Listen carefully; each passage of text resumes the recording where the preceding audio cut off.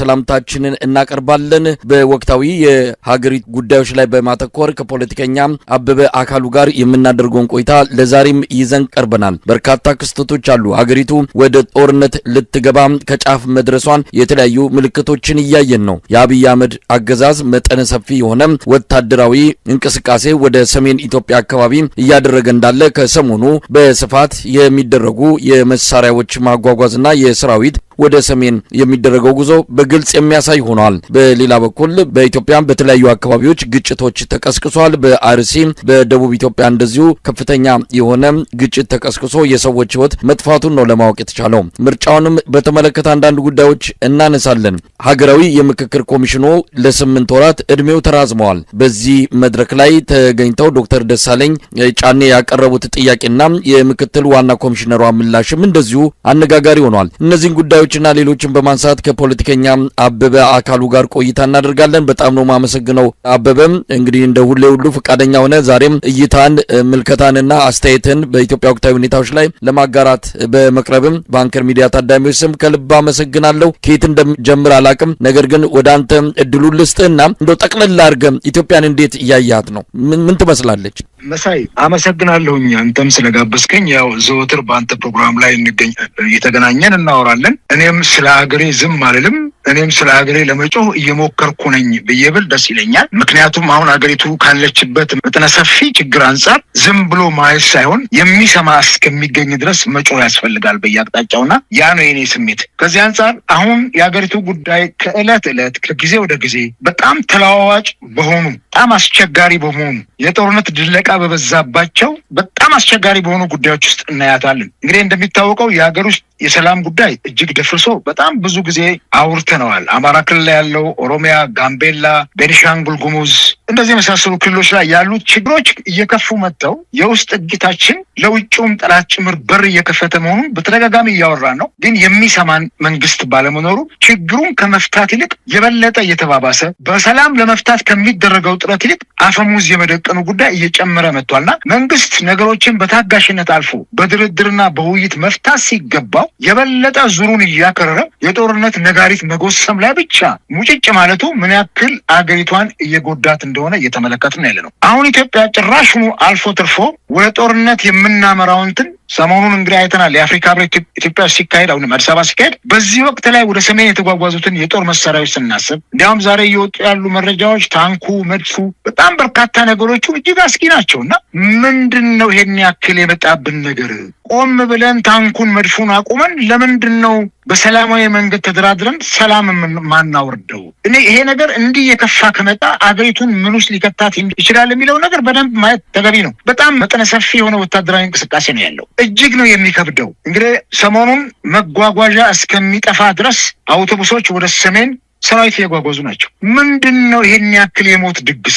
ለምንድን ነው ቆም ብለን ሰከን ብለን አስበን የምንሄድበትን መንገድ የማናመቻቸው? ከኤርትራም ጋር ሆነ ከህወሓት ጋር የሚደረገው ጦርነት ለምንድን ነው ጊዜ ተገዝቶበት የዲፕሎማሲ ስራ ተሰርቶ ችግሮችን በሰላም ለመቅረፍ የመጨረሻ ጥረት የማናደርገው? ምናልባት መንግስት በተለይ አገዛዙ ብልጽግና ያለበትን ድክመት በጦርነት አታመው እየደለቀ ለመሸፈን የሚሞክር ከሆነ አገር ነው የሚያፈርሰው። ነገ እሱ የትውልድም ተወቃሽ ነው የሚሆነው። ሁላችንም ይሄን ምድር ጥለን እናልፋለን። ብልጽግናም ያልፋል። ሁሉም መሪዎች አልፈዋልና ምንድን ነው ይሄን ያክል የጦርነት አታመው መደለቅ? ምንድን ነው የሚጠቅመው ለሀገር ጉዳይ? ትናንትና እኮ የአድዋ ጊዜ ወገኖቻችን ከያቅጣጫው ተማው አድዋ ላይ ኮንቲኔንቱ ጠላት ከውጭ ኢትዮጵያ ሊወር መጥቶ ነው። ዛሬ ምንድን ነው የወረረን? ይሄንን ቆም ብለን አስበን የምንፈልገውን ፍላጎታችንን ልክ ነው የባህር በር ያስፈልገናል። ማንም ኢትዮጵያዊ በዚህ ጉዳይ ላይ አይጠራጠርም። እኛም አንደራደርም። እንዳንድ ኢትዮጵያዊ እኔም የባህር በር እንደሚያስፈልገን አምናለሁ። ነገር ግን በጣም ጥንቃቄና ዲፕሎማሲ በተሞላበት እንጂ አገሪቱ በዚህ በርካታ ቀውስ ውስጥ እያለች ሌላ ከጎረቤት ሀገር ጋር የሚደረግ ጦርነትን የመሸከም አቅም የላትም። ማን ነውስ የሚዋጋው? ነፍጥ አንግቦ ማን ነው የሚዋጋው? ማን እየሞተ ነው? ማን ስልጣን ላይ የሚቆየው? ይህን በደንብ ማጤንና መገንዘብ ያስፈልጋል። በህዝብ እልቂት የሚመጣ ድል ምን ያክል ረጅም ርቀት ያስኬዳል የሚለውም አስፈላጊ ነው፣ ማየት አስፈላጊ ነው የሚሆነውና ይሄ በተለይ አሁን እያየን ያለነው ከፍተኛ የሆነ የጦር እንቅስቃሴ መንግስታችን ቆም ብሎ ቢያስብ ጥሩ ነው። የኤርዶሃንም በቀደም መጥተው የቱርክዬ ፕሬዝዳንት ያስተላለፉት መልዕክት ጥሩ ይመስለኛል። ፖዚቲቭሊ መንግስታችን ቢያው ጥሩ ነው። ቀጠናው ላይ ከዚህ በኋላ የሚነሳ ጦርነት ከባድ ነው። እረፉ፣ ተረጋጉ፣ ረጋ በሉ። ባለፈው ከሶማሊያ ጋር የነበረውን ችግር ለመፍታት እሳቸው ናቸው ጠቅላይ ሚኒስትር አብይን ከሶማሌው ፕሬዝዳንት ጋር ሀገራቸው ወጥቶ ያናገሩትና አሁንም ይሄን ለመቀጠል የሚያስቡ ይመስላልና ጥሩ መልዕክትን ያስተላልፉት። ረጋ በሉ፣ ተረጋጉ። በዚህ እንትን ላይ አሁን ሌላ ቀንዱ ላይ ሌላ ችግር መፍጠር ከባድ ነው የሚሆነው። የሱዳንን ችግር እያየን ነው። አልፎ ተርፎ ጎተን ኢትዮጵያ ውስጥ አምተነዋል ጦርነቱን። እነኚህ ጉዳዮች ሀገርን ያጎሳቁላል፣ ህዝብን ያጎሳቁላል። የበለጠ ለድህነት ነው የሚዳርገን። እያንዳንዱ ጥይት የሚገዛበትን ዋጋ ስናየው እጅግ በጣም ነው የሚገርመው እና የሰው ኑሮ መቀመቅ ወርዶ እያየን በእያንዳንዱ ቀን ለሚተኮሰው ጥይት በዶላር የሚገዛው ገንዘብ ደግሞ ምን ያክል ትውልዱን ስርዓት ትውልዱ ከአገሩ የተሰደደ በየበረሃዎቹ የሚወድቅ በየውቅያኖስ ውስጥ እየገባ የሚያልቅ እየሆነ እያየን ምንድን ነው መንግስታችን ቆም ብሎ በምንድን ነው እንዴት አድርገን ብንሄድበት ነው ነገሮችን የምንፈታው የሚለው ነገር ማየት ተገቢ ነውና ይሄ ምናልባት አቶ አበበ እንግዲህ ብልጽግና ስሪቱ ብልጽግና አፈጣጠሩ ለእንደዚህ አይነት ነገር ቦታ እንደሌለው በተደጋጋሚ አስመስክሯል። ድህነትን መስማት አይፈልግም፣ ችግርን መስማት አይፈልግም። ኢትዮጵያ ሁሌ እንደ መልካም ነገሮች ብቻ ያሉባት ብልጽግና ከዳር እስከ ዳር የሰፈነባት ተደርጎ እንዲገለጽና ይሄ እንዲስተጋባ ነው የሚፈልጉት። ከደሃ አፍ ላይ ከጉሮሮ ላይ ከደሆች ላይ ተነጥቆ በተገኘ ገንዘብ የጦር መሳሪያ ገዝተው ልክ አምርተውና መሳሪያውን በሀገር ውስጥ ተሰርቶ እንደተገኘ ነገር ተኩራርተውና በከፍተኛ ጀብደኝነት ስሜት ውስጥ ነው ኑና ይዋጣልን አይነት መሳሪያዎቹን እያሳዩ ኢትዮጵያ የሚችላት የለም፣ ኢትዮጵያ አቅሟ ጠንካራ ነው የሚል እንዲህ አይነት ፉከራና ሽለላ ውስጥ ነው ያሉት አብይ አህመድና ደጋፊዎቹም። ወደ ወለጋ የሄደበትንም የፖለቲካ ቲያትርንም በዚህ አጋጣሚ ማንሳት ከተቻለም ኢትዮጵያ ከፍተኛ ችግር ውስጥ ነው ያለችው። ኦሮሚያ ክልል ወለጋ እስካሁን ባለፉት 8 ዓመታት የከረመበትን ሁኔታ ስናስብ ምናልባትም የሰው ልጅ በዚህ ደረጃ ይህን ያህል ጊዜ በስቃይና መከራ ውስጥ የመቆየቱ ነገር ተአምር የሚያስብል ነው። ለማንኛውም እንደነዚህ አይነት ክስተቶችን እያየን ብልጽግና አውቆ የሚያደርገው በፓርቲ ደረጃ መዋቅሩ፣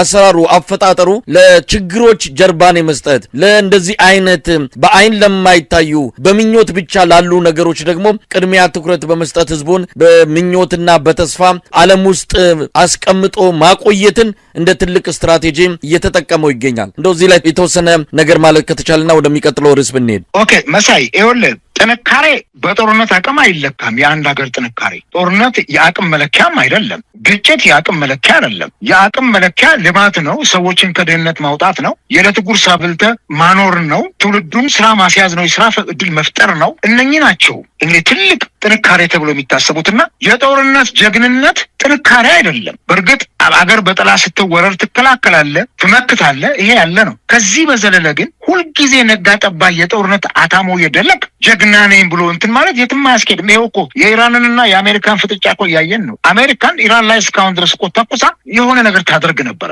አየህ መጠፋፋቱ እየከፋ ስለሚመጣ ጥንቃቄን ይፈልጋል ጦርነት ሲከፈትና ይሄ እኛ ሀገር ላይ አሁን ብልጽግና አይ ቲንክ ሶ መልከጥፉን በስም ይደግፉ ይመስለኛል። እኔ ብልጽግና መልከጥፉን በስም ይደግፉ ሰዎች እጅግ በጣም በከፋ አረንቋ ውስጥ እያሉ ፓርቲው ብልጽግና በሚል ስያሜ ብቻ ተጀቡኖ በምኞት በከንቱ ተስፋ ተጀቡኖ ይህ የማይበላ ፍሬ እያለምን እንድኖር ያደርገናል። አይታል ሰሞኑን የምርጫ ቅስቀሳ የስንዴ ነዶ ይዘው የስንዴ ነዶ ሁሉም ከማሳው እየነቀለ ማን ይጠላል? ያን ያክል የተትረፈረፈ ምርት ቢኖርና ብንኖር። ነገር ግን ዝም ብሎ በተስፋ በሆይታ ብቻ እንድንኖር የሚደረግ ነው ከሆነ በጣም ከባድ ነው የሚሆነው። ነገ ከሆድ ይርበዋል፣ ይወጣል እኮ አደባባይ። በየቀኑ የሚወጣውን ህዝብ፣ ወደ አዲስ አበባ የሚሰደደው ህዝብ፣ የሚራበውን ህዝብ ስናይ ላም ባልዋለበት ኩበት ለቀማ ነው። ብልጽግና የለም ግን ላም ባልዋለበት ኩበት ለቀማ ሆኖብናል። ይሄ ዝም ብላችሁ በተስፋ ኑሩ፣ ጠግበናል በሉ፣ ሰላም ነን በሉ። ሪሊ አሁን ትላንትና ወለጋ በሄዱበት ሰዓት ወለጋ የሰላምና የልማት እንትኑ ከፍታ ላይ እንደወጣ ይናገራሉ። ባለፉት 8 ዓመታት ግን የወለጋ ህዝብ ያየውን ስቃይ ያየ የለም። ጠቅላይ ሚኒስትሩን በፓርላማ መስክረውታል። ምን ታዳንቃላችሁ?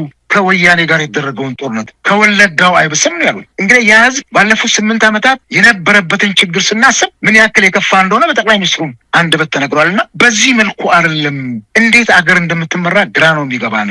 ስለዚህ በየቀኑ ችግሩ እየከፋ በመጣበት ሰዓት ድህነት ችግር አታውሩ ነው በቃ። ብልጽግናን፣ ሰላም፣ ልማት በተለይ ከዚህ ከኮሪደር ልማቱ ጋር ተያይዘው ኢትዮጵያ ምድራዊ ገነት እንደሆነች አድርጎ የሚቆጠረው እንትን ምን ትርጉም አለው? የሰው ልጅ አንጀቱ በረሃብ እየጠወለገ በዚህ የኮሪደር ልማት በሚታየው ብልጭልጭ ነገር የሰው ልጅ ለማታለል መሞከር ምን ያክል ያስኬደናል?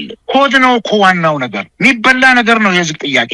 ስለዚህ እኔ በእውነት ነው የምልህ መሳይ፣ በእውነት ኢትዮጵያ በታሪኳ እንደ አይነት ችግር ገጥሟታል በታሪኳ። ስለዚህ ምንድነው አሁን የነገው ነገር ተስፋ ጭምር የሚያጨልም ነው። ስለዚህ ይሄ መንግስት ወዴት ይዞን እንደሚሄድ እኛም አናውቅም፣ ወዴት ይዞን እንደሚሄድም እሱም የሚያውቅ አይመስለንምና እንግዲህ የመጨረሻውን አገርን መቀመቅ ውስጥ የሚከትም ከሆነ ተያይዘን ለመጥፋት እንግዲህ ኦልሞስት በዚህ ነገር ላይ ያለን ይመስለኛል። እንግዲህ አቶ አበበው እንደው ወደ ጦርነቱ እየተደረገ ወዳለው እንቅስቃሴ ቅስቀሳ እንመለስና ያው እንደሚታየው ነው አብይ አህመድ ከፍተኛ የሆነ የጦርነት ዝግጅት እያደረገ እንዳለ በአይን በሚታይ መልኩ እየተረጋገጠ ይገኛል። ምናልባት ይሄ ቅስቀሳ ማስፈራራት ነው? እውነት ጥይት ለመተኮስ አብይ አህመድ ከዛ ውሳኔ ላይ አይደርስም? ምክንያቱም ጫና እየተደረገበት ነው። ዓለም አቀፉ ማህበረሰብ ጫናም እንዳለ ሆኖ ሀገር ውስጥ ያለው ችግር፣ በየቦታው የተቀሰቀሰው ቀውስ፣ እንደዚሁም የአማራ ክልሉን ጦርነት መቋቋም አቅቶት አሁን ሰሞኑን እንደምንሰማው በጀት እጥረት ገጥሞት ህዝቡን ለጦርነቱ አዋጡ ወደሚል ነጋዴውንና ታች ያለውን የማህበረሰብ ክፍል በመዋጮ ማንቁርቱን አንቀው ጦርነቱን እንዲደግፍ ለማድረግ እየተዘጋጁ እንዳለን የሰማ ነው። እንግዲህ ህብረተሰቡ በምን ያህል መከራ ውስጥ እንዳለ ይታወቃል። መልሶ ለሚበላው ጦርነት ከእንደገና ገንዘብ አውጡ የሚል አስገዳጅ መመሪያ መውረዱንም ሰምተናል። እንዲህ አይነት ነገሮች ነው ያሉት። አብይ አህመድ ጭው ብሎ ወደ ገደል እየገባ ነው ያለው። የሚመልሰው የለም። ፍሬኑ የተበጠሰ መኪና እየነዳ ነው ያለው። ይህን ሰው ማን ያስቆመዋል የሚለው የብዙ ኢትዮጵያውያን ጭንቀት ሆኗል። እንደው ጦርነቱን ሊጀምር ይችላል። አሁን ባለው ሁኔታ ያለ ጦርነት መኖር ስለማይችል ሁል ጊዜ በእንደዚህ አይነት የፕሮፓጋንዳ ቅስቀሳና አጀንዳዎች ውስጥ በመቆየት ስልጣን ለማራዘም ወይስ በትክክል የሰውዬ ጦርነት ውስጥ ይገባል? እንግዲህ አቶ ጌታቸው ረዳ ከአልጀዚራው ጋዜጠኛ ከማህዲ ጋራ በነበረው ውይይት ጦርነቱ እንደማይጀመር ተስፋ ሰጥቶን ነበር። መሳይ ከኔ እናንተ ይልቅ ወደ ጠቅላይ ሚኒስትሩ የሚቀርበው ጌታቸው ረዳ ነው በአሁኑ ሰዓት። ትናንትና እኛ ነበር የምንቀርበው፣ አንተም ከዛ ሆነ ተቀርበሃል፣ እኔም እዚህ ሆነን ታግለን እንቀርብ ነበር ለጠቅላይ ሚኒስትሩ። ዛሬ ግን እነ ጌታቸው ረዳ ናቸው ለጠቅላይ ሚኒስትሩ የሚቀርቡትና ከመዲ ጋር በነበረውን ቆይታ ጦርነቱን አያደርጉትም መሪዎቹ የሚል ነገር ነው ያነሳው። እኔ እንዲህ በዋዛ ይሄ ጦርነት ይነሳል አንልም። እንደው ዘራፍ አካኪ ዘራፍ እያልን ይሄ ማስፈራራት በቃላት ውርወራ ማዶ ለማዶ ሆነ ልክ አሁን ኢራቅና አሜሪካን ጋር እንደምናየው እንደዚህ አይነት ነገሮች ይመስለኛል እኛም ከማናንሽ በሚል ካልሆነ በስተቀር እንደው ይሄ ጦርነት ፈንድቶ ወጥቶ እንደው በዛ ደረጃ ይሄዳል የሚል እኔ በእኔ ተራ እውቀትም እምነቱ የለኝም። ምክንያቱም ኢትዮጵያ አሁን አገር ውስጥ ያለውን ችግር አይደል ሌላ ጦርነት መሸከም አትችልም። ይሄ አገር ውስጥ ያለውም የእርስ በርስ ግጭት በተለይ አማራ፣ ኦሮሚያ፣ ጋምቤላ፣ ቤኒሻንጉል ያሉት ችግሮች ስር ሰደዋል። የኑሮ ውድነቱ ህዝቡን አውጦታል። የዕለት ጉርሱ መሸፈን አልቻለም። የሸቀጥ ምርት የምግብ ሸቀጥ ምርት በየቀኑ በሚገርም ሁኔታ ይጨምራል። የማይጨምር ቁሳቁስ የለም። ዛሬ ልብሳችንን እንኳን የምናጥብበት ሳሙና የትየለለ ሄዷል። ስለዚህ ይሄ ችግር ባለበት ሌላ ጦርነት ከፍተ መንግስት የኢኮኖሚ አቅሙ የተዳከመ መጥቶ በጀቱን ከቨር ማድረግ ባልቻለበት የውጭ ዕዳችን ሰማይ ደርሶ አፍንጫችንን ሰንጎ በያዘበት ሰዓት ላይ ይህን ጦርነት ከፍቶ ሌላ ጣጣ ውስጥ መግባት ከባድ ነው የሚሆነው። ምክንያቱም ይህን ጦርነት ከፍትም ከኤርትራም በስተጀርባ ያሉ ምዕራባውያን ያሉ የአረብ ሀገሮች ያሉ የጎረቤት ሀገሮችን አስተላለፍ ማየት ተገቢ ነው የሚሆነው። የማንወጣበት አረንቋ ውስጥ ሄደን ኢትዮጵያን አፍርሰናት አብረን እንፍረስ ከሆነ እሱ ባልበላው ጭሬ ላጥፋው የሚል አይነት ስሜት ነው የሚኖረውና እሱ ደግሞ አይደለም ሀገርን መምራት በሰፈር እድር እንኳን በሰፈር ነገር እንኳን የሚታሰብ ነገር አይደለምና እኔ ይሄ ጦርነት ደፍረው ይገቡበታል አልልም። ነገር ግን ጊዜያዊ የሆነ ማስፈራሪያ ሆኖ ሰራዊትን ወደዛ አከማይቶ ዘራፍ እያሉ ያም ይፎክራል ይሄም ይፎክራል። በዚህ መካከል ላይ ግን የሚወድመው ኢኮኖሚ ቀላል አይደለም። ኢቭን ጦሩን ከዛ ወደዚህ ማጓጓዝ ከዚህ ወደዛ ማጓጓዝ እንኳን ምን ያክል ወጪ ነው የሚያስወጣውና እኔ እንዲህ በዋዛ የሚከፈት ጦርነት አይደለም። እንዲህ በዋዛ ከከፈት ነው አገሪቱ ካለባት በርካታ ሽንቁሮች አንጻር የአገሪቱ ሽንቁሮች እያፈሱ ነው። በአሁኑ ሰዓት ሽንቁሯ በስቷል። ይቺ ሀገር በውስጥ ችግሯ እንዲህ የተሸነቋቆረችን አገር መልሰ ሌላ የጦርነት ውሃ ብትሞላበት ምን ልትሆን እንደምትችል ማሰብ ተገቢ ነው የሚሆነውና እንዲህ በዋዛ ተጀምሮ እንዲህ በዋዛ ቢጠናቀል አይባልም። አንዳንድ የህወሓት መሪዎች የቀድሞ የህወሓት መሪዎች አሁን ወዶ ገብ ሆነው መጥተዋል። እነ ጀነራል ማናቸው ስሙና ሰሞኑን እያየን ነው። ቶሎ ጦርነት እንዲጀምር በአጭር ጊዜ ውስጥ እንድንጨርሰው በጣም እኮ ነው የሚያሳዝነው። በአጭር ጊዜ ውስጥ የሚጨርስ ጦርነት ተደርጎ በዚህ ደረጃ ሲነገር ማን ነው የሚማገደው እዛ ጦርነት ላይ? እኔ እኮ የሚያሳዝኑኝ የሚማገዱ ዜጎች ናቸው፣ የሚማገዱ ወጣቶች ናቸው። እንደነዚህ ሰዎች እኮ በህይወት የመኖር መብት እኮ አላቸው። ዘን ችግሩን ለመፍታት መሄድ ይቀላል። በተለይ የአገር ውስጥን የውስጥ ችግር እኮ ፈተን ሰላም ሆነን ሌላ የውጭ ኃይልን መቋቋም የሚችል አቅም ኖሮን ብንዋጋ ምንም ችግር የለውም። በእውነት ሁላችንም ቅዱስ ለሆነ ነገር ከሆነ ጦርነቱ አብረን እንቆማለን። የአገር ውስጥ ችግሩ እንዲከፍተው ገንግኖ ወጥተው እንደገና ሌላ ጦርነት ስበን እዛ ውስጥ መሰቃየቱ ምንድን ነው የሚጠቅመን? እቺ አገር ጥቂቶች ብቻ ነው ወይ እንዲኖሩባት የተፈለገችው? ሌላው ህዝብ አይደለም ወይ የሚለውን ነገር ግምት ውስጥ ማስገባት ነው። ከዚህ በዘለ ግን ይሄ ጦርነት እንዲህ በዋዛ ይጀምራል አለም ከተጀመረም በዋዛ ያልቃል ብሎ ማሰብም በጣም አስቸጋሪ ነው። ምክንያቱም በጣም በርካታ ኢንተረስት ያላቸው ከኋላ የሚሰለፉ ሀገራት ይመጣሉ። ሌላ ፕሮክሲ ዋር አገር ውስጥ እንጋብዛለን። አቶ አበበ እሱን ነገር እንድታነሳው በሚል ነው። ወደዛ የሚያመራም ነገር ስላለ ነው። ይሄ የኛ ጦርነት አይደለም። ኢትዮጵያ በዚህ ጦርነት የምታገኘው ምንም ነገር የለም። በጦርነት የሚገኝ ነገር ካለም እስካሁን ያየነው ነገር የለም። በጦርነት የሚገኝ ውድመት ብቻ ነው። ከዚህ አንጻር ኢትዮጵያ ባለፉት 8 ዓመታት ከማንም ሀገር በላይ የጦርነትን አስከፊ ገጽታና ውጤቱን ያየች ሀገር ናት። ተመልሳ ዛ እሳት ውስጥ ትገባለች ብሎ መቼም ማንም የጠበቀ ነገር የለም። ነገር ግን ጦርነት ለስልጣን ማቆያ የሚጠቀመው አብይ አህመድ አሁንም ሀገሪቱን በዛው የጦርነት አዙሪት ውስጥ ለመክተት ዳር እያለ ነው። እንግዲህ የጦርነት የኢትዮጵያ አይደለም። በሚቀጥለው ሳምንት የእስራኤሉ ፕሬዝዳንት ይመጣሉ ተብሎ ይጠበቃል ወደ አዲስ አበባ። የቱርኩ ፕሬዝዳንት እዚህ ነበሩ። ባለፈው ሳምንት የሳውዲ አረቢያ የውጭ ጉዳይ ሚኒስቴር ባለስልጣናት አዲስ አበባ ነበሩ። የመጡት ኢትዮጵያ ዲፕሎማሲያዊ ጠቀሜታ ኑሯት ወይም ደግሞ የገዘፈች ሀያል ሀገር ሆነ አይደለም። አብይ አህመድ የነካካውና እጁን ያስገባቸው የተለያዩ ቀውሶች ስላሉ እሱ ላይ ለመነጋገር ነው። አሁንም ከዚህ ከሶማሌላንድ እውቅና መስጠት ጋር ተያይዞ የአብይ አህመድ እጅ እንዳለበትም እነ ቱርክም ሆነ ሳውዲ አረቢያ ትልቅ እምነት አላቸው። ለዚህም ነው ጉዳዩን አብይ አህመድን በዚያ አንጻር ሊያነጋግሩት ሊያወያዩት የመጡት። የእስራኤሉ ፕሬዝዳንትም በዚሁ ጉዳይ ነው የሚመጡት። ኢትዮጵያ በሌሎች ሀገራት ጉዳዮች ሀገር ውስጥ ጎትታ ጦርነት እያመጣች ነው ያለችውና ይህንን የኢትዮጵያ ሕዝብ በደንብ ነክቶ ሊጠብቅ ይገባል። ስለ ኢትዮጵያ ተብሎ የሚደረግ ጦርነት የለም። ስለ ኢትዮጵያማ ቢሆን ኖሮ ሱዳን የያዘችው የኢትዮጵያ ድንበር፣ በጋምቤላ እንደፈለጉ አማጽያን የሚፈነጩበት አካባቢ፣ በሶማሊያም እንደዚሁም በደቡብ ምዕራብ ኢትዮጵያ አካባቢ የሚደረጉ የድንበር ጥሰቶችን መንግስት ባስታገስና የኢትዮጵያን ክብር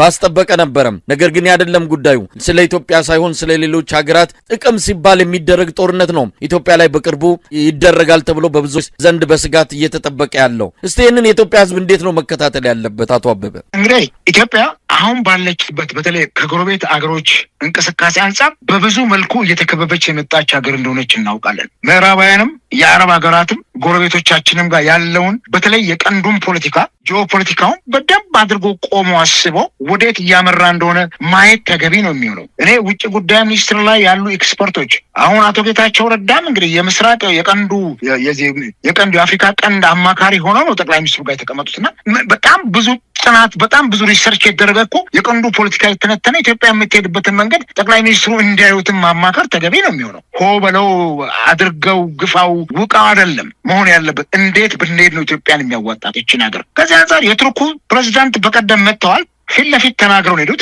ሪሊ ኩም የሚያደርግ ንግግርም የተናገሩት። የእስራኤል ፍላጎት ደግሞ ከሶማሌላንድ ጋር ያለውን ነገር ታውቃለህ። ሶማሌላንድ የመጀመሪያውን እውቅና ያገኘችው በእስራኤል ነው። እስራኤል ደግሞ ያላት ተጽዕኖ ፈጣሪነት በተለይ አሜሪካን ቀኝ እጇ ስለሆነች ታውቃለህ ያለውን ችግር። እነኚህ ከሶማሌላንድ እውቅና ጋር ተያይዞ አፍሪካውያን በጣም አኩርፈዋል። ጎረቤቶቻችንም እንደነ ኬንያ ስፔሻሊ ደግሞ ወደብ የምንጠቀምባት ሀገር ጅቡቲ ምን ያክል ኩርፊያ ኖሯት ከሶማሌላንድ የእሷን ዲፕሎማቶች እንዳወጣች እናውቃለን። እነ ሱዳን፣ ሌሎቹም ሀገሮችና በዚህ ውጥረት ውስጥ ኢትዮጵያ ከሶማሌላንድ ጋር ከወደብ ጉዳይ ጋር ያን ከበሮች ደለቀበት ጉዳይ የተጀመረው መቋጫ አላገኘም። በዚህ ጉዳይ ላይ የኢትዮጵያ መንግስትም ትንፍሽ ያለው ነገር የለም ከሶማሌላንድ እውቅና ጋር ተያይዞ። ነገር ግን አሁን የቱርኩ ፕሬዚዳንት መጥተው ይሄን ነገር ተናግረው በዛ ላይ ለሶማሌ ኦልሞስት ዘብ ለመቆም ሶማሊያ ውስጥ ቶታሊ በጣም በርካታ የጦር ቤዞችን የመሰረቱ ሰው ናቸውና እስራኤል ደግሞ በሳምንቷ ፕሬዚዳንቷን ስትልክ ኢትዮጵያ እየጎተተች የምታመጣው የምን ጣጣ ነው? ልክ አሁን አንተ እንዳልክ ለምንድን ነው የምናመጣው? እንግዲህ እስራኤሉ ደግሞ ፕሬዚዳንት መጥተው ምን እንደሚሉ አናውቅም። ኢትዮጵያን ወይም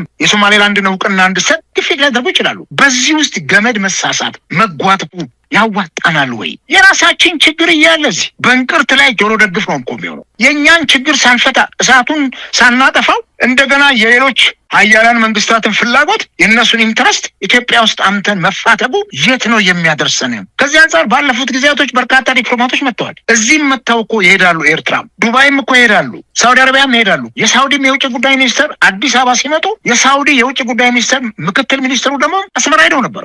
ምንድን ነው እንዲህ አይነት የሀያላን መንግስታትና አትሊስት ፔትሮ እንትን ያጠገባቸው የአረብ ሀገራትን እንትን መጓተት ውስጥ የምንገባውና እኔ ኢትዮጵያ ህዝብ ይሄን በንቃት የማይጠብቅ ከሆነ ኢትዮጵያ ብርቱ አደጋ ይጋረጥባታል። በበርካታ ጠላት የተከበበች ሀገር ናት። ስፔሻሊ ሱዳን ዙሪያውን እየከበበችን ነው ያለችው። አይታል ከኬንያ ጋር የተፈራረመችው ያለችውን የድጋፍና የእንትን ትብብር እንዲህ ከጸጥታ ጉዳይ ጋር ያለ ድጋፍ ዙሪያችንን ያሉ ጎረቤት ሀገሮችን እኛ በአግባቡ ካልያዝናቸውና ከነሱ ጋር መቀያየም ውስጥ ከገባን ግብጽ ከህዳሴው ግድብ ጋር ካላት ብርቱ ጥላቻ የተነሳ ዙሪያችንን ከባ እንደ ሸረሪት ድር እየተበተበችን ኢትዮጵያውን የከፋ ችግር ውስጥ ትከተናለች። ታውቃለህ፣ ከሱዳን አማጺ ኃይል ጋር በተያያዘ ባለፈው ሮይተርስ ያጋለጠው የዚህ በቤኒሻንጉል ጉሙዝ ላይ ያለ የጦር ማሰልጠኛ ካምፕ የሚያመጣብንም ጣጣ ገና በጣም ብዙ ነው። ስለዚህ ለግድቡ የቀረበ ነው። ከሱዳን ጠረፍ 32 ኪሎ ሜትር ርቀት ላይ ያለ ነው። እነኚህን እንዴት አድርገን ነው የምንወጣው? ሁሉም አይኖች የጦርነት አይኖች ወደ ኢትዮጵያ እንዲያፈጡ እያደረግን ነው።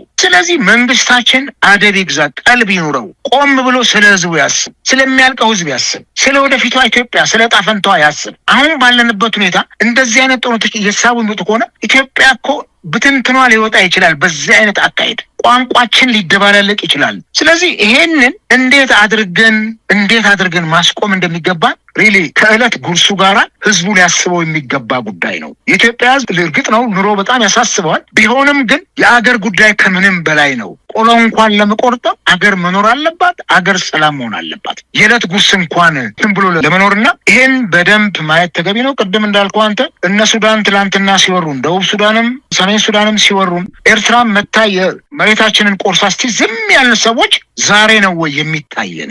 ለምን ሳይበረቱብን ሳይጠነክሩብን ስር ሰደው መሬታችን ላይ ሳይኖሩ ለምንድን ነው በጊዜ ያላስታገስናቸው? ኢትዮጵያውያን እኮ ሆ ብሎ መነሳትና ድንበራቸውን ማስከበር የሚችሉ ሉዓላዊ ግዛታችንን ማስከበር የሚችሉ በጣም ጀግና ዜጎች ናቸውና ከዚህ አንጻር አሁን ያለው ይሄ የመሳሳት ጦርነት የውክልና ጦርነት አገር ውስጥ ማምጣቱ ለማንም አይጠቅምም፣ ለመንግስትም አይጠቅም። መሀሉ እኮ ዳር ይሆናል በኋላ ላይ። አሁን ዳር የሆነውን ስንሸሽ መሀሉም ዳር ይሆናል። በዚህ ውስጥ ኢትዮጵያ የምታገኘው ትርፍ የለም። በጣም ትልቅ ትርፋማ የሚያደርገን በጣም በዲፕሎማሲ መልኩ ከሌሎች ሀገሮች ጋር የሚኖረን መልካም ግንኙነት እኔ እነኚህ የውጭ የምዕራብ ዓለም ሆኑ የአረብ ዲፕሎማቶች ወደዚህ ሀገር ሲመጡ ልማትን፣ ፋብሪካን እነኚህን ትልቅ የግብርና እንትኖችን ይዘውልን ቢመጡ ምን ነው ጮቤ በረገጥንና ለዚህ መንግስት እልል እያልን በተገዛን። ንጉሥ ሆይ 1000 ዓመት ንገስ እያልናቸው ጠቅላይ ሚኒስትሩ ይሄ ቢሆን ኖሮ የልማት ስራዎችን ይዘውልን እየመጡ ዲፕሎማሲያዊ ግንኙነት ቢደረግ በጣም አንችለው፣ ደስታውን አንችለው። ከዚህ በዘለለ ግን የጦር ካምፕ እየከፈቱልን ድሮንና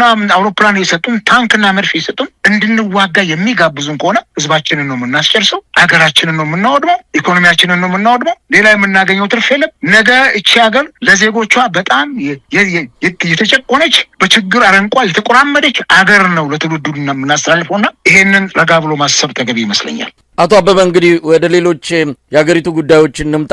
ያው ጦርነቱ ምናልባት በሂደት የሚሆነውን ነገር አብረን የምናየው ነው። አብይ አህመድ የምር ወደ ጦርነት ውስጥ ይገባል ወይስ እንደዚህ አሟሙቆና አጀንዳ ህዝቡን በዚህ አጀንዳ ወጥሮ ከጫፍ ካደረሰ በኋላ ተመልሶ ይመጣል? እነሱን በጊዜ ሂደት የምናየው ነው። ምናልባትም ሰው ወደ ኑሮው እንዳያስብ፣ ወደ ችግሩ እንዳያስብ፣ ወደ ውስጡ እንዳያስብ፣ ወደ ጓዳው እንዳይመለከት ለማድረግም እንዲህ አይነት አጀንዳ ጠቅሞታል። ብዙ ጊዜ የሚለውም ነገር አለ። በዚህ አጀንዳዎች በመወጠር ህብረተሰቡ ሀሳቡ እንዲከፋፈልና መንግስት ችግር ውስጥ ስላለ መንግስትን የምናስቸግርበት ወይም የምናስጨንቅበት ጊዜ አይደለም የሚል በዚህ አይነት ፍርሃትና በእንደዚህ አይነት የተሳሳተ ድምዳሜ ሰውን ቆዝሞ እንዲቀር ለማድረግ እንደሆነ ምንም ጥርጥር የለውም። ለማንኛውም ህዝቡ እንዴት ነው? ምን እያለ ነው? እዛ ውስጡን ያላችሁት ምንድን ነው የሚለው? እንግዲህ ብዙ ነገሮች እየተበላሹ ነው ያሉት። አዲስ አበባ በሚታይ ብልጭልጭ አምፖል፣ አዲስ አበባ በሚታይ አንዳንድ የአምፖልና የዲም ላይቶች ማሸብረቅ የተነሳ ኢትዮጵያውያን አፋቸውን ዘግተው የአብይን አህመድ ውጤት ብቻ እየተናገሩ እያመሰገኑ እንዲኖሩ ነው የተፈቀደላቸው። የውጭ ሀገራትም ሰዎች መጡ፣ የፓርላማ አባላት ከተለያየ ሀገራትም መጡ። የሚናገሩት አዲስ አበባ የሚያዩትን ብቻ ነው። ወደ ውስጥ ዘልቀው ሰው እንዴት እየኖረ ነው የሚለውን ለማሰብም ለመጠየቅም እድሉ አይሰጣቸውም። እንደምንሰማው ከሆነ ወደ ሌላ ክፍለ ሀገር ከአዲስ አበባ ውጭ የሚወጡ ዲፕሎማቶችም ሆነ ጋዜጠኞች ፍቃድ የተለየ ፍቃድ ይሰጣቸዋል። ያንን ካልያዙ መውጣት አይችሉም። አብዛኞቹ ይከለከላሉ። ሰሞኑንም የፈረንሳይ ጋዜጠኛ ወደ ሰሜን ኢትዮጵያ እንዳይሄድ ተከልክሏል። ብዙ ነገር አለ። አዲስ አበባ ላይ ብቻ አርፈው አዲስ አበባን አይተው ስለ አብይ ታላቅነት መስክረው እንዲወጡ ነው የተፈለገው። ኢትዮጵያ አዲስ አበባ ብቻ ነች ወይ የሚል ጥያቄ በየጊዜው ይነሳል። እስቲ እዚህ ላይ ምን ማለት ይቻላል? መሳይ አንድ ሰው ሆዱን እየራበው በጣም ጽድት ያለ ልብስ ከረቫቱን ሱፉን አድርጎ ንጥት ያለ ልብስ ለብሶ ሲሄድ በጣም የተመቸው ይመስላል ኑሮ። የውስጡን የሚያቅለት የለም። አንዳንድ ጊዜ እኛ ኢትዮጵያውያን የውስጥ ችግራችንን ረሃባችንን ታግሰን ያለችንን ልብስ አዝርተን አደባባይ ላይ እንወጣለን። ሰው ችግራችንን ችግር እንደሌለብን ወይም ችግራችንን በልብሳችን በላይኛው በውጫዊ ነገር ለመሸፈን እንሞክራለን። ውስጡን ለቄስ የሚባለውም ለዚህ ነው። እንዲህ ነው የምትሆነው። አዲስ አበባ ስትመጣ ውበት ታያለ፣ ምሽት ላይ ውበት ታያለ።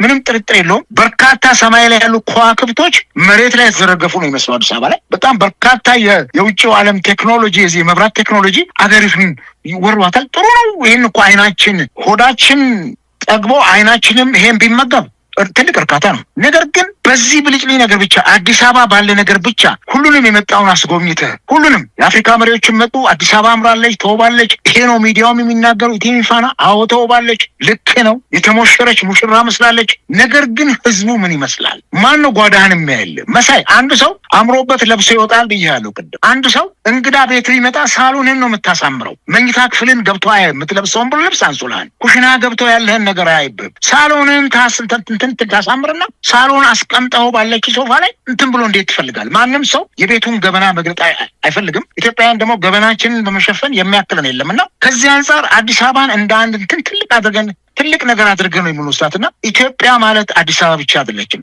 በ1996 ዓመተ ምህረት እኔ ክፍለ ሀገር ላይ ያለው የአዲስ አድማስ ጋዜጣ አምደኛ ነበርኩ። አምደኛ ስለ ደንበኛ ነበርኩ። ይመጣልኝ ነበር በአውቶቡስና 1996 ላይ አንድ የኡጋንዳ ኢንተርናሽናል ጆርናሊስት መጥቶ አዲስ አበባን ጎብኝቶ ነበር። ከተራ አረቄ ቤት እስከ ኢትዮጵያ አየር መንገድ እነኝን ሁሉ ትልልቅ እንትኖች ጎብኝተው አዲስ አበባ ናት ኢትዮጵያ ማለት ኦንሊ። ከአዲስ አበባ ውጭ የተወሰነ ኤሪያ ላይ ብንሄድ ፋብሪካ የለም፣ ዩኒቨርሲቲ ብዛት የሉም። እንዲህ ነው ብሎ ነው የተቸን። አገሩ ከሄደ በኋላ ይጻፍ። ይሄ ምንድን ነው? አንዳንድ ጊዜ አዲስ አበባ ላይ ብቻ ሁሉንም የኢኮኖሚ ተሰበሰብና የሚመጡ ሰዎች የአንድ የአገሪቱ ካፒታል ሲቲ ናት። ይሄንን አይተው ከሄዱ ሌላ የት ወርደው ይሄዳሉ? አማራ ክልል፣ ኦሮሚያ ክልል ማን ይዟቸው ሄዶ ያስቆጣቸዋልና አዲስ አበባ ላይ ብቻ መቸከሉ ይሄ የመንግስትንም ገበና ለመሸፈን ነው። ጋዜጠኞችም ዛሬ እንዲያውም የኤኤፍፒ አጃንስ ፍራንስ ፕሬስ ጋዜጠኞች ወደ ትግራይ ለመሄድ እንትን ተብሎ ቦሌ ኤርፖርት ላይ እንደተከለከሉ አሁን ከመሸ የወጣ ዜና ይናገራል። የትኛውንም የሀገሪቱን ችግር ሚዲያዎች እንዳይዘግቡት መዘገብ የሚገባቸው ልማቱን፣ ደስታውን፣ መልካም የሆነውን ነገር ብቻ። ይሄ ደግሞ የብልጽግና ፓርቲ ትልቁ አጀንዳ ነው። ስለዚህ ይሄ ደግሞ ሲገለጥ አደገኛ ነው። ሲፈነዳ እንዲህ አምቀህ ያዝከው፣ ደፍነህ ያዝከው፣ ጨምቀህ ያዝከው አካል እምቡር ብሎ ሲወጣ በጣም ከባድ ነው የሚሆነውና እኔ ጋዜጠኞችም እውነትን ፈልፍለው ወጥተው ኢንቨስቲጌት አድርገው እውነቱ ይሄ ነው ቢለው እንዲሉ አይፈቅድላቸው። የኛ ሀገር ጋዜጠኞችማ የትም አይደርሱም። ይሄን መንግስት ከማወደስ በዘለለ ንጉሶ 1000 ዓመት ንገስ ከማለት በስተቀር አንዲት መስመር ቢጽፉ እስር ቤት እንደሚወረወሩ ይታወቃሉ። ኢቭን እኛ ፖለቲከኞቹ እንኳን ይሄን ስንናገር በነፍሳችን ቆርጠን ነው በነፍሳችን። እና ይሄ እንዲህ ተሸፍኖ የሚያልፍ አይደለም። ችግራችንን ተናግረን እውነቱን አውጥተን ነው ችግራችን የሚረዳበትና የህዝባችን ብሶት የሚባስበትን መልኩ ማሳየት ተገቢ ይመስለኛል እንጂ ይሄ አሸሸ ገዳሜ ብቻ በሚብለጨለጭ ነገር የትም አያደርስም። የተሸፋፈነ ነገር አንድ ቀን መገለጹ ስለማይቀር ችግር ውስጥ ነው የሚገባው መንግስት ራሱ። አቶ አበበም እንግዲህ በኢትዮጵያ ያለውን የኑሮ ውድነት በተመለከተ የተለያዩ መረጃዎችን እንሰማለን። አሁን የተለያዩ ግብሮች ሊጣል ህዝቡ ላይ እንደተዘጋጀ በቅርቡ የዓለም አቀፉ የገንዘብ ድርጅት አይኤምኤፍ የነዳጅ ድጎማ እንዲነሳና በአንዳንድ አገልግሎት መስጫ ድርጅቶች ወይም ተቋማት በኩል ህዝቡ ላይ ተጨማሪ ግብር እንዲጣልን የሚደረግበት ሁኔታ እንደሚኖር ነው ጥቆማ የተሰጠው። አሁን የአዲስ አበባ ከተማ አስተዳደር ለዚህ ለአደጋ መከላከል እና ዝግጁነት ፈንድ በሚል ለሚቋቋመው የተለየ ግብር እንዲከፍል የተለየ መዋጮ እንዲያዋጣ በውሃ አገልግሎቱ ላይ ታሪፉ ላይ ለዚሁ ተብሎ ገንዘብ እንዲከፍል የሚደረግበት ሁኔታ እንዳለ እየተገለጸ ነው። አሁን ከያቅጣጫው አብይ አህመድ ህዝቡ ላይ ያለውን ገንዘብ በግብርና በታክስ በተለያዩ መዋጮዎች እየሰበሰበ ሰውን የበለጠ ድሃ እንዲሆን እያደረገ ይገኛል። ከዛሬው ልቅ የነገው ይበልጥ የሚያስፈራ እንደሆነ ነው የሚታወቀውና ህብረተሰቡ በዚህ አንጻርስ እንዴት እየኖረ ነው? እንዴት ምን እያለ ነው? ምን ሰማቸው የግፍ ታሪኮች እውነት ይህች ሀገር እንዲህ አይነት ግፍ እየተፈጸመባት እንዴት ሰው ዝም ብሎ ቆየ የሚለው ነገር በራሱ በጥያቄ ይነሳል። ብዙ የግፍ አይነቶችን እየሰማን ነው። ምናልባት በቀጣይ እያንዳንዱ ጎላ ብለው የሚጠቀሱ እንደነዚህ አይነት ታሪኮችን ከዛው ከባለ ታሪኮቹ አንደበት የምንሰማበትን አንድ መድረክ እናዘጋጃለን። ግን እንደው ግፉ ምን ያህል ህብረተሰቡ በዝምታ ይህንን ነገር እያለፈው ነው ያለው? ምናልባት ምን እየጠበቀ ነው የሚለውም በጣም እንቆቅልሽ ሆነው ጥያቄው ይነሳል። አቶ እውነት ነው የምልህ አንድ ምሳሌ አባባል አለ። ግፍ ሲናኝ ኩበት ሰምጦ ድንጋይ ይዋኝ ይላሉ። ግፍ ሲናኝ ኩበት ሰምጦ ድንጋይ ከላይ ይናኛል። ኩበት በጣም ቀላል የሆነ የሚንሳፋው ነገር ወደ ውስጥ ሰምጦ እንዲህ አይነት ነው። ግፍ ነው። ግፍን ደግሞ መሸከም እስከ መቼ? ሰው እስከ መቼ ግፍን ይሸከማል? እስከ መቼ የሚለው ነገር በጣም አሳሳቢ ነው። ይሄ ዝም ያለን ህዝብ ልክ እንደ ረጋ ውሃ፣ ይሄ የረጋ ውሃ ጥልቀቱን አታውቀው። ዝም ያለ ውሃ፣ ጸጥ ያለ ውሃ፣ የረጋ ውሃ ሆኖ የሚታይ ህዝብ በዚህ ችግር ውስጥ አንድ ቀን ሊፈነዳ ይችላል። ይሄ ህዝብ እጅግ በከፋ የግብሩን ጉዳይ የሚከፈለው ጉዳይ እንዴት ሰው እንደመራው ልናገር ሊገልጽላችልም። ግን ዝም ምን ያለ ህዝብ ምንድነው ዝምታው? ዝምታው ራሱ ያስፈራል። የህዝቡ ዝምታ ዝም ነው። ሰሞኑን በፌስታል ጉዳይ ላይ ተነስቶ በጣም ብዙ መዳከሩ ሲገባ አሁን ከመሸ ደግሞ ለተወሰነ ጊዜ ፌስታል ተራዝሟል የሚል ነገር አሁን ዕቃ ስንገዛ ከሱቅ ከየት መጣ ፌስታል ስንል ለጊዜው ተራዝሟል። ምንም ነገር በሌለበት